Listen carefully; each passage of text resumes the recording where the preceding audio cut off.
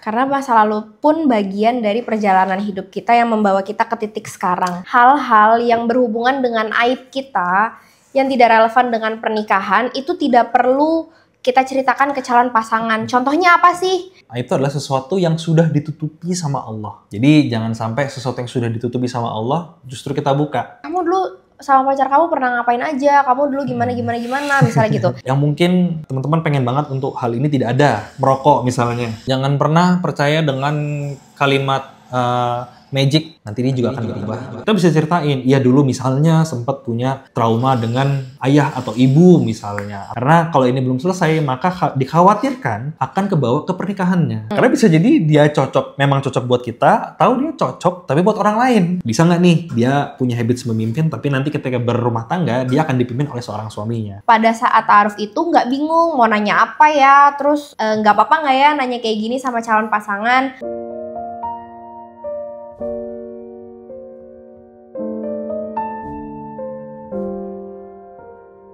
Assalamualaikum warahmatullahi wabarakatuh. Waalaikumsalam warahmatullahi wabarakatuh. Teman-teman balik lagi di Mau Cerita. Yuhu. Hari ini kita mau cerita sesuatu yang cukup sering ditanyain ke kita tentang pertanyaan ta'aruf. Ya. Dan spesifiknya kita hari ini mau ceritain tentang hal-hal yang berhubungan dengan masa lalu. Jadi ada DM yang masuk ke kita nanya sejauh mana sih sebenarnya kita bisa bahas tentang masa lalu kita. Iya betul, karena bisa jadi ini salah satu topik yang menarik dan mungkin atau semoga bisa mewakili pertanyaan teman-teman di sini. Oke, gue punya masa lalu nih, tapi hal-hal yang perlu diceritain dan tidak perlu diceritain itu yang seperti apa ya? Dan mungkin juga teman-teman yang mau bertanya ke calon pasangannya, pasti kan pengen menggali dong masa lalunya seperti apa. Tapi kira-kira apa ya yang penting kita gali untuk pernikahan ke depannya? Karena masa lalu pun bagian dari perjalanan hidup kita yang membawa kita ke titik sekarang. Yeah. Tapi bagaimanapun yang terjadi di masa lalu kita, pasti ada hal-hal yang memang bisa kita ceritakan dan ada juga hal-hal yang sudah Allah tutup sehingga nggak perlu diceritain sebenarnya. Iya, jadi pastinya ada bagian yang perlu diceritakan untuk kesiapan pernikahan di masa depan atau tidak perlu diceritakan. Selain itu adalah aib, yaitu tidak relevan atau tidak perlu untuk pernikahan, rencana pernikahannya gitu ya. Betul. Tapi kalau ngomongin soal pembahasan masa lalu teman-teman, jadi sebenarnya ada prinsip dasarnya memang secara umum harus kita pegang dulu sebenarnya ya. Pertama sih intinya kalau kita ngebahas tentang masa lalu, pastinya kita harus jujur dan transparan. Ya, tidak harus masa lalu ya, apapun yang kita bahas di dalam ta'aruf itu sebenarnya harus jujur dan transparan. Kalau ngomongin dalam hal ini ngomongin soal masa lalu. Jadi kita ngebahas prinsipnya dulu nih, sebelum kita ngebahas hal-hal yang perlu dan tidak perlu dibahas gitu ya. Betul. Ada juga mungkin hal-hal yang berhubungan sama aib kita. Kita kan pasti tahu ya, mana hal yang kayaknya bisa deh kita ceritain ke temen aja deh misalnya. Sama hal-hal yang kayaknya ini kayaknya nggak boleh ada yang tahu deh selain gue doang, misalnya gitu. Hanya dia dan Allah yang tahu. Dia dan Allah yang tahu. Jadi hal-hal yang berhubungan dengan aib kita yang tidak relevan dengan pernikahan itu tidak perlu kita ceritakan ke calon pasangan. Contohnya apa sih? Kita dulu pernah melakukan zina pada saat kita pacaran. Terus kondisinya memang dulu kita nggak tahu kalau ternyata hal-hal yang kayak gitu tuh suatu hal yang dilarang misalnya gitu ya. Atau mungkin kalau kita nggak tahu itu terlalu naif ya sebenarnya ya. Mungkin ya udah basically kita jatuh aja. Ya, jatuh aja ke dalam lubang maksiat gitu kan.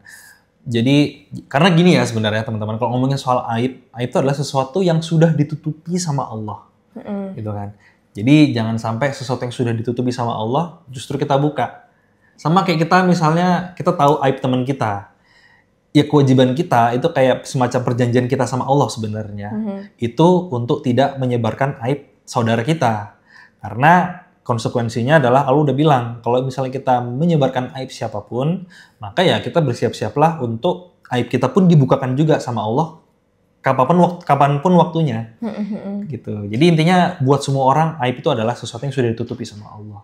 Pasti teman-teman di sini udah paham ya konteksnya berzina pada saat pacaran tuh seperti apa dan banyak kan macemnya.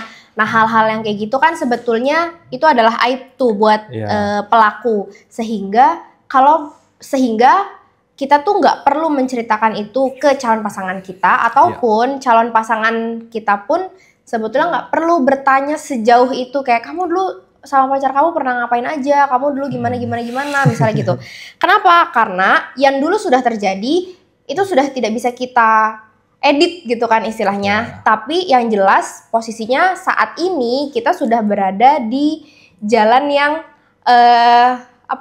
kita udah tobat gitu istilahnya. Kita tuh sudah tidak ke arah sana lagi, makanya kita memilih jalan ta'aruf. Ini salah satu ikhtiarnya, sehingga kalau memang ada kejadian-kejadian yang kayak gitu, tidak perlu kita eksplisit menceritakan dan tidak perlu ditanyakan juga secara detail bagaimana keadaan masa lalu kita. Ya, intinya sih tidak relevan lah dengan pernikahan. Iya, tidak relevan dengan pernikahan. Nah, terus kira-kira apa dong yang bisa kita ceritain? Sejauh mana kita bisa ngeceritain masa lalu kita sama calon pasangan kita?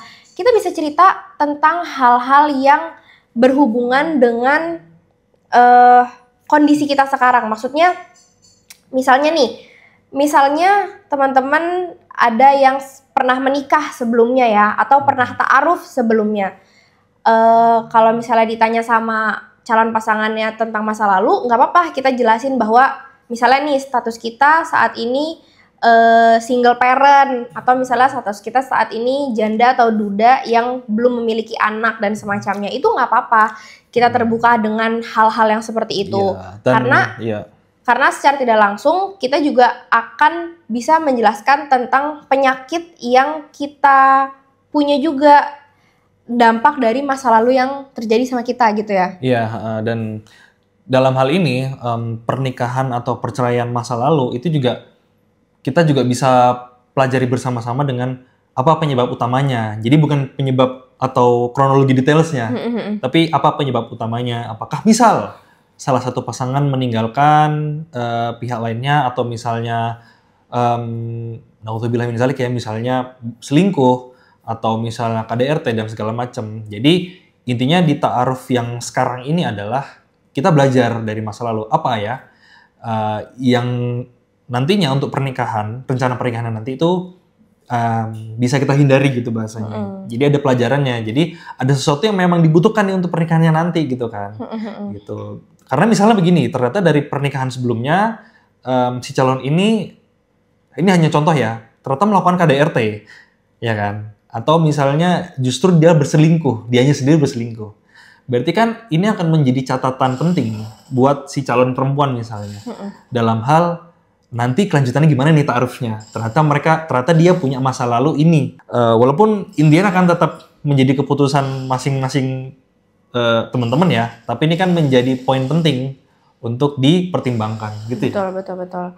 Dan juga kalau misalnya masih punya anak juga misalnya, ya tadi ya kondisinya janda atau duda, tapi ternyata sudah punya keturunan. Nah, itu nanti bagaimana? Kan pasti dipikirkan juga kan dalam hal sesimpel finansial, ya atau pendidikan anak.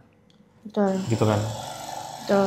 Terus juga hal-hal lainnya yang mungkin bisa kita ceritain tuh adalah misalnya kita punya kebiasaan atau kesalahan yang kayaknya bisa berpotensi berulang di pernikahan kita nanti. Misalnya apa ya? Misalnya kayak aku dulu sering main game misalnya gitu. Salah satu cara mengisi waktu kosongku adalah dengan bermain game. Sehingga kalau nanti sudah menikah, itu sebenarnya bukan suatu kesalahan ya. Itu bagian dari kebiasaan maksudnya. Tapi setelah menikah, kalaupun akhirnya ternyata ada lagi kebiasaan itu muncul lagi di sela-sela waktu kosongnya dan segala macam, ya nggak apa-apa kita ceritain bahwa ya gue gamer nih misalnya gitu. Ya sebenarnya yang mungkin ditekankan adalah bukan dari sisi main gamenya sebenarnya, tapi dari sisi sesederhana misalnya dulu punya kebiasaan nggak tahu waktu kalau main game, bisa seharian penuh gitu ya. Ya misalnya sesederhana lupa makan, kayak lupa sholat, atau mengakhirkan sholat dan segala macam. Dulu punya kebiasaan seperti itu, tapi mungkin setelah, I don't know, misalnya titik baliknya setelah kuliah kah, setelah misalnya kerja nyari uang sendiri, tersadar, oh ternyata dunia ternyata sekeras ini ya, gitu kan. Akhirnya waktunya mau nggak mau harus kerja dan segala macam, akhirnya lama-kelamaan bisa mulai atau lebih mengatur waktunya dalam melakukan suatu aktivitas, dalam hal ini misalnya bermain game. Tapi sekarang tetap main game gitu. tapi sudah lebih aware dan mindful lah dengan waktu gitu.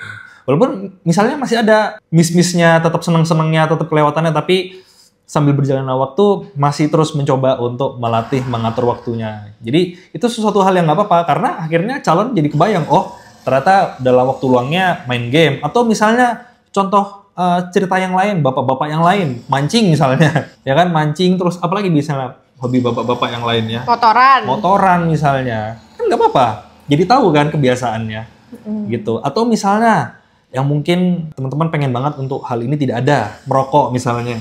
Teman-teman perempuan terutama ya. Dulunya punya kebiasaan merokok, tapi sekarang mulai dari sekian tahun yang lalu ternyata sudah berhenti merokok. Tapi sekarang lagi mengurangi trigger-trigger tersebut sehingga tidak merokok lagi. Sekarang masih tetap ikhtiar gitu. Itu hal-hal yang nggak apa-apa untuk diceritain. Iya. Itu kan berpotensi untuk terulang gitu kan.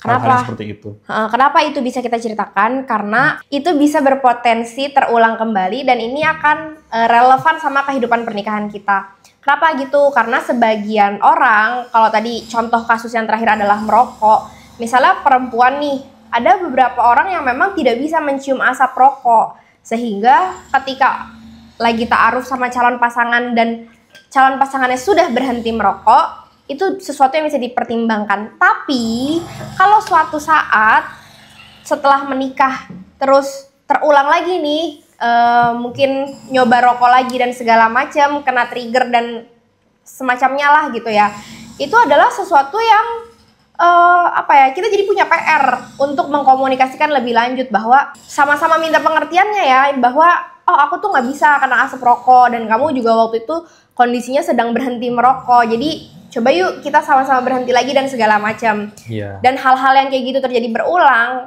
kadang-kadang itu bikin kita capek sebenarnya untuk ngomong lagi hal yang sama, apalagi pernikahan kan kita ketemunya setiap hari, bukan seminggu sekali 2 kali gitu kan. Dan jangan pernah percaya dengan kalimat magic, nanti dia juga akan berubah.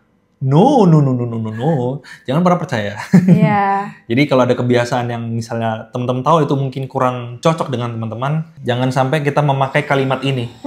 Kalimat nanti juga dia berubah. Jangan teman-teman, jangan. Kalau nggak berubah gimana? Iya betul. Gitu. Jadi teman-teman hal-hal seperti itu untuk diketahui itu tujuannya lebih ke nanya ke diri sendiri nanti. Oke, ternyata dia punya kecenderungan untuk dalam hal ini. Konsekuensinya bisa terjadi lagi, bisa enggak. Kalaupun terjadi lagi, aku bisa deal with it nggak ya sama nanti. Ya bareng-bareng sih sebenarnya.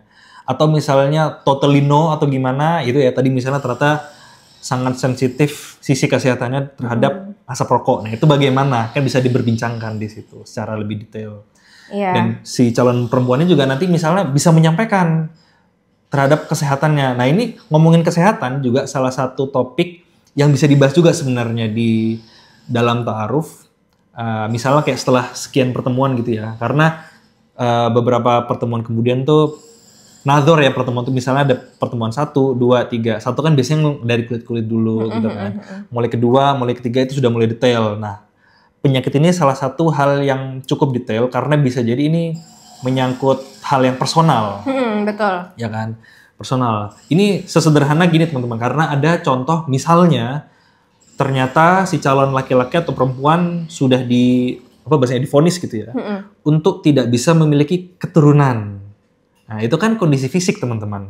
Nah ketika diketahui tidak bisa memiliki anak, nah kira-kira dari calon perempuan atau laki-lakinya bisa nggak atau menerima hal itu? Karena misalnya salah satu pasangan, salah satu calon punya visinya memiliki keturunan yang banyak. Tapi di sisi lain kan calon pasangan tidak bisa memiliki anak. Nah ini gimana? Apakah tetap lanjut atau memutuskan hal yang lainnya? Iya. Gitu. Dan ini sekedar contoh ya. Ini belum tentu, maksudnya tidak selalu ada hal yang seperti ini. Tapi hal-hal yang memang berhubungan dengan visi misi kita. Lalu kita merasa kayaknya calon pasangan kita itu tidak bisa memprovide ataupun tidak sesuai nih dengan visi misi pernikahan kita. Nah itu sesuatu yang nggak apa-apa kok kalau memang ternyata kita tidak bisa melanjutkan ta'aruf itu. Terus hal lainnya yang mungkin juga bisa diceritakan atau dibahas gitu ya.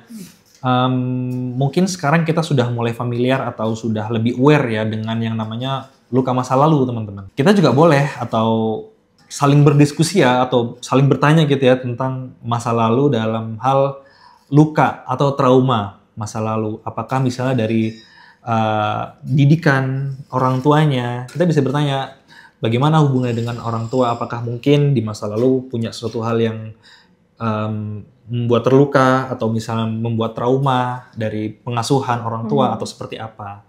Kita bisa ceritain, ya dulu misalnya sempat punya trauma dengan ayah atau ibu misalnya, atau dari keluarga yang lain. Jadi di masa kecil begini. Tapi setelah besar mungkin aku sudah mulai menyadari bahwa ya ini semua kita tidak bisa menginginkan suatu hal yang semuanya tuh kita pengenin gitu. Ini sudah menjadi takdir. Sesuatu yang terjadi di luar kuasa kita gitu. Betul, di luar kuasa kita, dan aku pada saat itu sudah mencoba untuk menerima dan sudah mencoba untuk memaafkan mereka, dan hubungan kita dengan orang tua misalnya sudah baik-baik saja, dan jadi sudah fine dengan luka masa lalu atau trauma. Gitu sih, karena penting teman-teman, kita sudah selesai dengan yang namanya luka pengasuhan ya bahasanya. Betul. Luka pengasuhan atau luka masa lalu, trauma masa lalu. Karena kalau ini belum selesai, maka dikhawatirkan akan kebawa ke pernikahannya. Gitu. Jadi ini suatu hal yang penting untuk dibahas pada saat ta'aruf perihal hal ini. Untuk kita memastikan bahwa ini sudah selesai gitu. Ya kan? Terus juga mungkin salah satu hal yang bisa dibahas perihal masa lalu adalah gimana sih latar belakang kita sebelumnya, latar belakang pendidikan mungkin, ataupun latar belakang parenting, karena itu juga pengaruh. Kita bisa cerita kok bagaimana kita dididik sama orang tua kita, ataupun keluarga besar kita, lingkungan kita tuh seperti apa gitu ya. Itu kita bisa banget cerita hal itu. Terus juga mungkin pekerjaan, terus juga mungkin perjalanan hidup kita yang membentuk mindset ataupun karakter kita saat ini gitu. Karena kadang kita nggak sadar bahwa itu tuh terjadi ataupun terbentuk karena sebuah kejadian yang terjadi di masa lalu gitu loh. Betul. Sehingga nggak apa-apa kalau misalnya kita menceritakan ke calon pasangan kita bahwa ada loh cerita yang seperti ini yang membuat aku menjadi seperti sekarang. Contohnya apa? Contohnya adalah aku pribadi pernah cerita, aku pernah sampein waktu ta'aruf bahwa aku adalah tipe orang yang tidak mau kerja. Tidak mau kerja di sini adalah tidak mau kerja kantoran maksudnya. Tidak mau bekerja yang kayak 9 to 5 dan semacamnya. Kenapa? Karena aku punya pengalaman di masa lalu di mana aku tuh ngelihat orang tua aku tuh sibuk banget. Setiap hari Senin sampai Jumat jam 9 sampai jam 5 sore kerja. Terus pulang belum lagi kena macetnya dan segala macem, sehingga aku ngerasa quality time-ku tuh kurang pada saat itu. Nah, hal itulah yang membuat aku berpikir bahwa aku nanti kalau udah gede aku nggak mau kerja kayak gitu.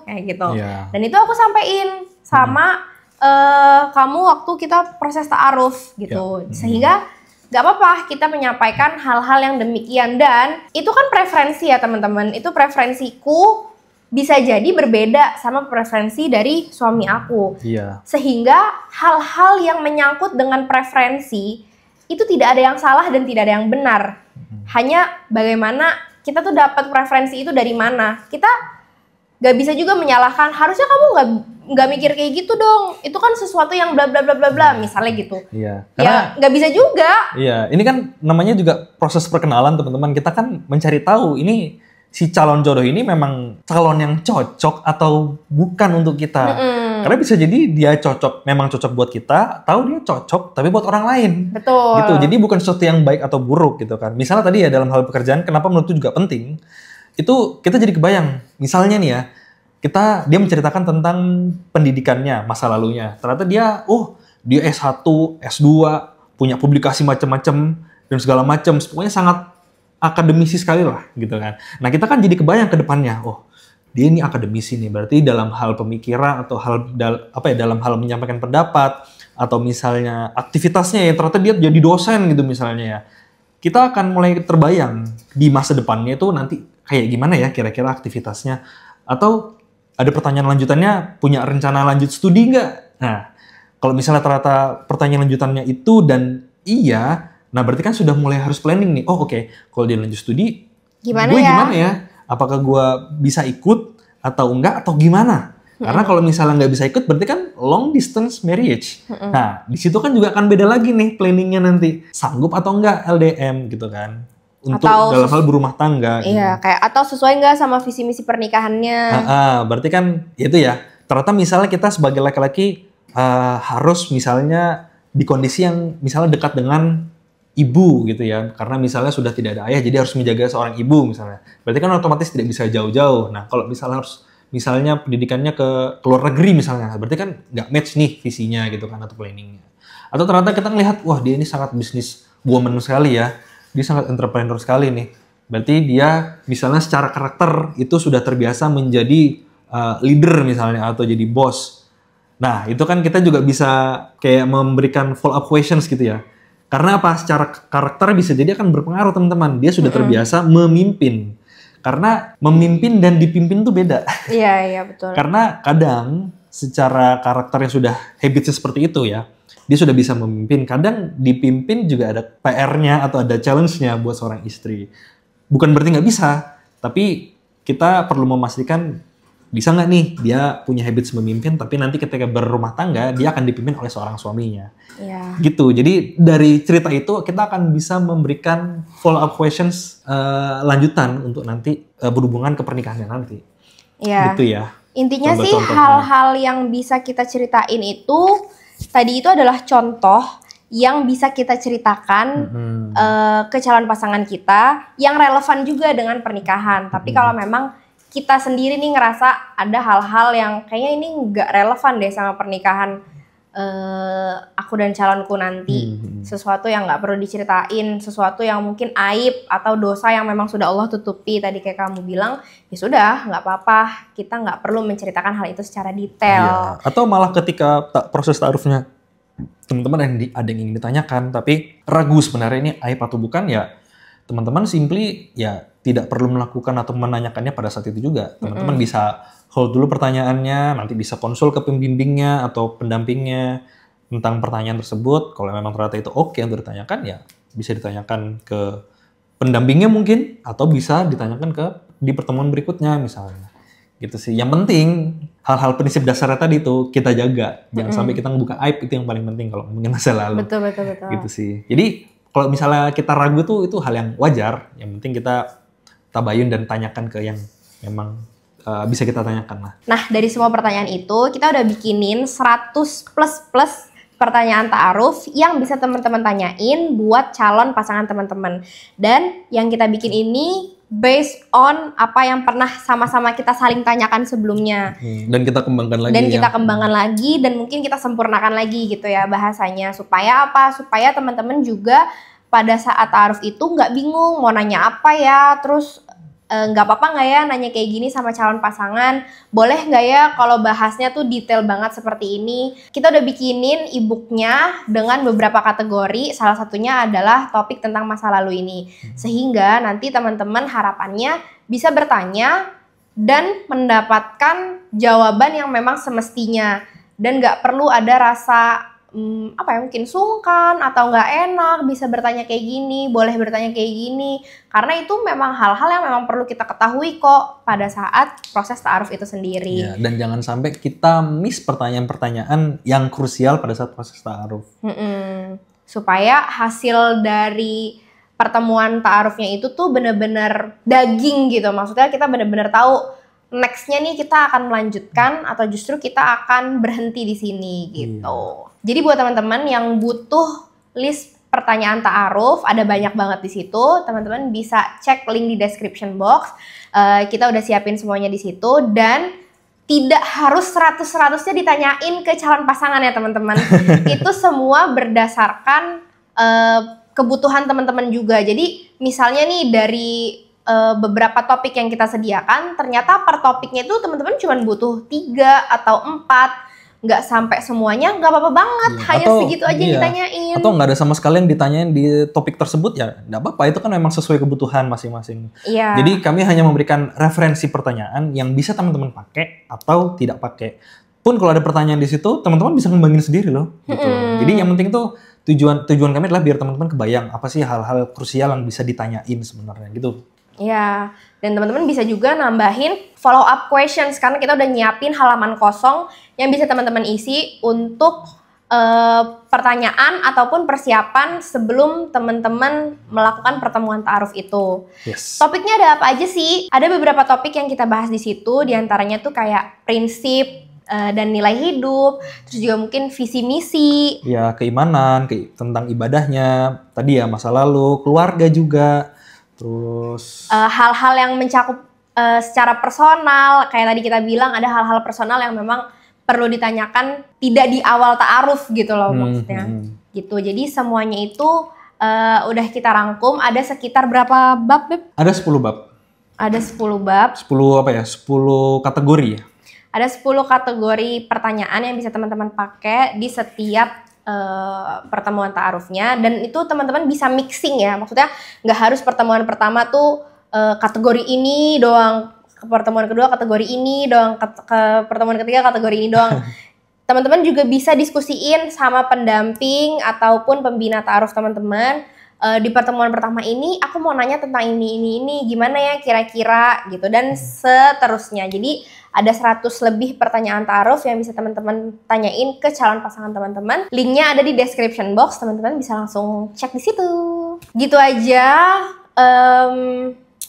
video kita kali ini. Jadi gitu aja video kita hari ini. Yes. Semoga apa yang kita sudah sampaikan bermanfaat buat teman-teman, dan mudah-mudahan segala proses ta'aruf teman-teman Allah kasih kelancaran, kemudahan. Mudah-mudahan juga dari bantuan pertanyaan ta'aruf yang sudah kita siapkan bisa mungkin menguatkan ataupun bisa lebih membantu teman-teman selama proses ta'aruf itu sendiri. Yes. Gitu aja dulu, sekian video kita hari ini. Kalau kalian nonton jangan lupa tag kita berdua. Sampai ketemu lagi di video berikutnya. Wassalamualaikum warahmatullahi wabarakatuh. Waalaikumsalam warahmatullahi wabarakatuh.